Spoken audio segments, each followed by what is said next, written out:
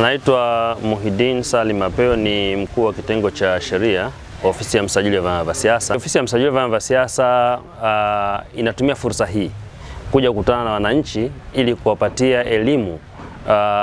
na hasa kuelekea utekelezaji wa dira ya 2050 na hasa ukizingatia na lengo la kauli mbiu yetu ambayo inaonekana pale, tumbua soko, zalisha kwa kutekeleza dira ya 2050, na msingi wa dira ya 2050 ni kuimarisha amani.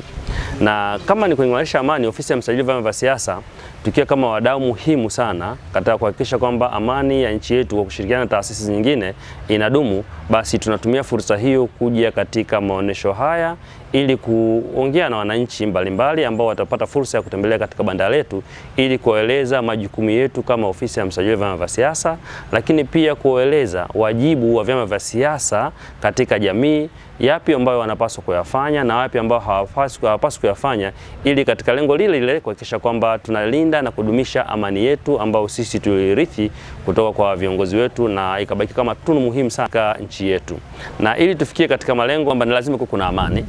na ili amani iwepo, maki wadau wote ambao wanatakiwa kuimarisha, kudumisha na kuimarisha amani ni sisi wote kwa pamoja, vyama vya siasa, viongozi wa dini, wanaharakati na wananchi wote kwa ujumla. Kwa hiyo wananchi wanapaswa kujua na kupata elimu ya kutosha kwamba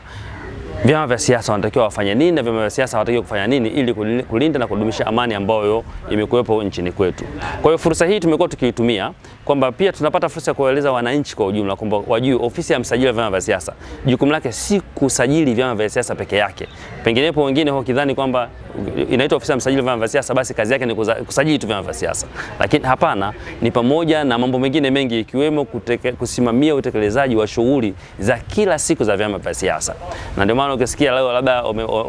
umefanyika mkutano sehemu fulani, matamshi yaliyotolewa yalikuwa sio sahihi, basi ofisi ya msajili imeandika barua kukemea matamshi yoyote ambayo yanaweza kupelekea uvunjifu wa amani. Kwa hiyo haya ni majukumu, baadhi tu ya majukumu ambayo ofisi ya msajili imekuwa ikiyatekeleza. Lakini pia tunatumia fursa hii kwa sababu kutoa elimu kwa umma, elimu ya uraia, kwa sababu moja ya majukumu ya ofisi yetu ni kutoa elimu ya uraia kwa umma. Kwa hiyo tunapata fursa hii wanapokuja katika maeneo kama haya, maonesho ya 88 au maonesho mengine kama vile ilipita vijuzi ya 77, tulipata fursa hiyo ya kukutana na wananchi, kuwaelimisha wakajua wajibu wa vyama vya siasa, wajibu wa ofisi ya msajili, lakini wao pia kama wadau muhimu sana katika kuimarisha na kutunza amani ya nchi yetu, wajue pale wanapokuwa wanaingizwa katika mazingira ambayo yanaweza kusababisha uvunjifu wa amani, basi waweze kutambua mapema zile alama na wajiepushe, kwa sababu lengo kubwa sisi hapa kama taifa ni kukuza uchumi wetu,